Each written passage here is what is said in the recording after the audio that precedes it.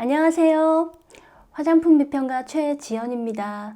여러분 안티에이징 하고 계시죠? 안티에이징 성분 하면은 어떤 성분이 떠오르나요? 레티놀, 비타민C, 알부틴, 이데베논 굉장히 많죠?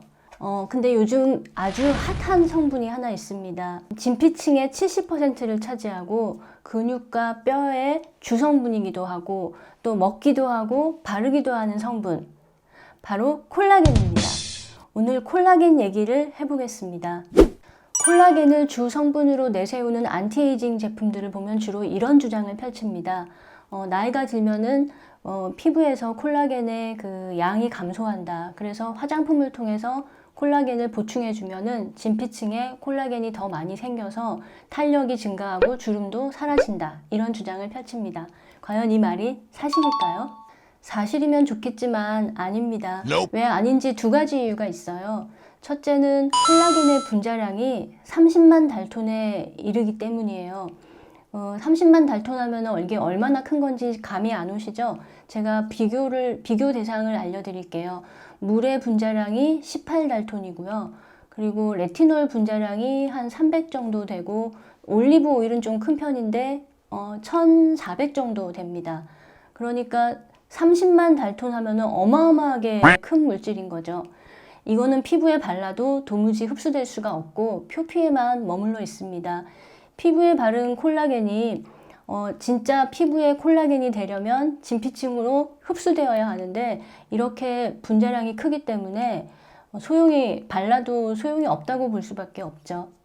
두 번째는요, 콜라겐은 피부의 구조의 일부이지 피부가 필요로 하는 영양분이 아니라는 점이에요.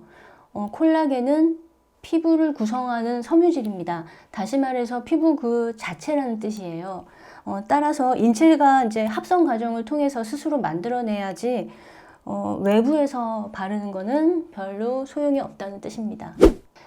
피쉬 콜라겐은 어류에서 추출한 콜라겐을 뜻합니다. 그리고 저분자 피쉬 콜라겐은 이 어류에서 추출한 콜라겐을 가수분해를 해가지고 펩타이드 단위로 쪼갠 거를 말합니다. 아까 제가 콜라겐의 분자량이 30만 달톤이라고 말했었죠. 이 저분자 피쉬 콜라겐은 보통 한 2000에서 5000 달톤 정도 하고 아주 작은 거는 1000 달톤 이하도 있습니다. 그러니까 분자량을 거의 한 100분의 1 이하로 줄인 거예요. 그러니까 흡수도 좀 더 잘 되고 또 효과도 더 좋다고 이렇게 얘기하지만 그래도 여전히 분자량이 굉장히 크죠.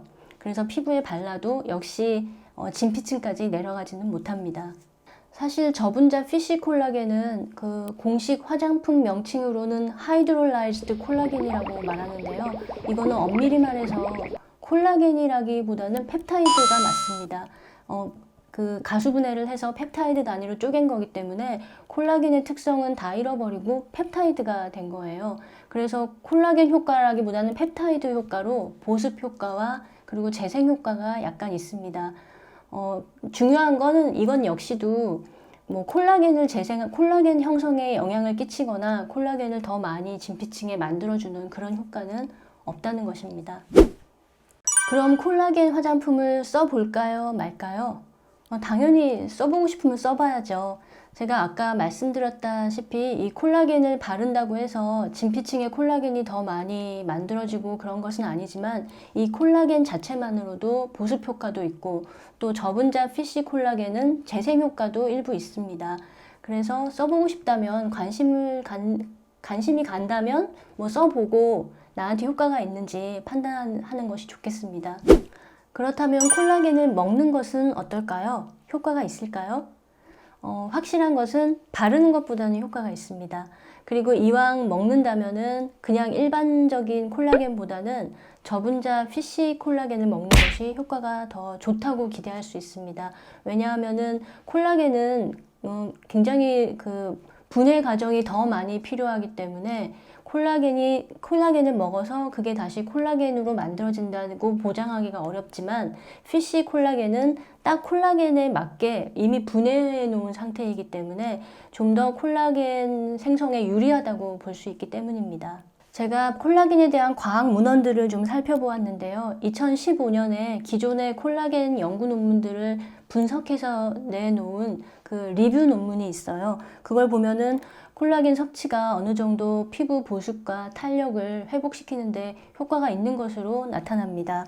또 2019년에 발표된 자료를 봐도 콜라겐이 상처 회복이나 피부 탄력, 보습, 그리고 골밀도 이런 거에 효과가 있다고 말합니다. 효과가 있긴 있는데 그런데 그 효과가 그렇게 대단히 뛰어나 보이지는 않습니다. 제가 자료를 보니까 주름이 뭐 1% 감소했다, 탄력이 0.7% 증가했다, 진피층의 두께가 뭐 0.0 몇 마이크로그램 두꺼워졌다 이런 식의 표현이 있는데 물론 이것도 효과가 있는 것은 맞긴 맞지만 정말 그것이 우리가 체감할 정도의 효과인지는 좀 의문이 듭니다. 콜라겐을 먹는데 비용이 많이 들잖아요. 제대로 먹으려면 한 달에 5, 6만 원은 드는데 과연 그렇게 많은 돈을 투자해서 우리가 투자해야 할 정도의 그런 효과인지 좀 의문이 듭니다. 그럼 콜라겐은 먹어야 할까요? 말아야 할까요? 그건 여러분의 선택입니다. 저는 콜라겐을 먹지 않고 있어요. 왜냐하면 저는 식사를 통해서 단백질을 충분히 섭취하기 때문에 굳이 제가 콜라겐을 보충해서 먹지 않아도 제 몸이 알아서 충분한 양의 그 콜라겐을 만들어낼 거라고 생각해요. 그리고 콜라겐을 먹는 것보다도 오히려 자외선 차단을 잘 하고 또 잠을 잘 자는 게 피부 건강에 더 직접적인 영향을 준다고 생각합니다. 피로와 자외선이야말로 피부에서 콜라겐을 앗아가는 주범입니다. 그리고 담배하고 술도 있어요. 아무리 콜라겐을 피부에 바르고 먹고 해도 담배, 술을 많이 한다면 피부가 망가질 수밖에 없습니다. 담배하고 술은 피부 노화의 주범이니까요.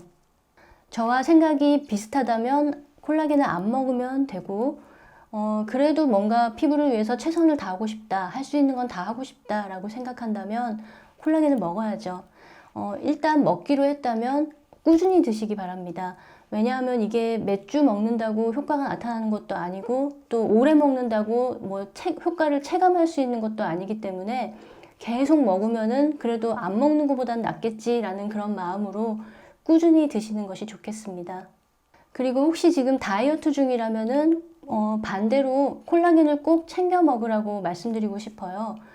왜냐하면 다이어트 중에는 식사량이 워낙 적고 또 육류 단백질 섭취가 제한되기 때문에 몸에서 충분한 아미노산이 만들어지지 않아서 콜라겐 생산량이 줄어들 수 있어요. 그래서 급격하게 살을 뺀 다이어트에 성공한 분들을 보면은 피부 탄력이 오히려 떨어져서 고민하는 분들 많이 보셨죠? 그래서 이런 걸 방지하려면 다이어트 중에는 콜라겐 보충제를 같이 복용하는 것이 좋겠습니다.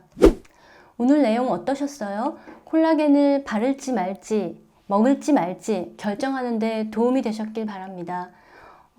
끝까지 봐주신 분들 너무 감사드리고요. 가시기 전에 구독, 좋아요도 부탁드립니다. 그럼 다음에 뵐게요.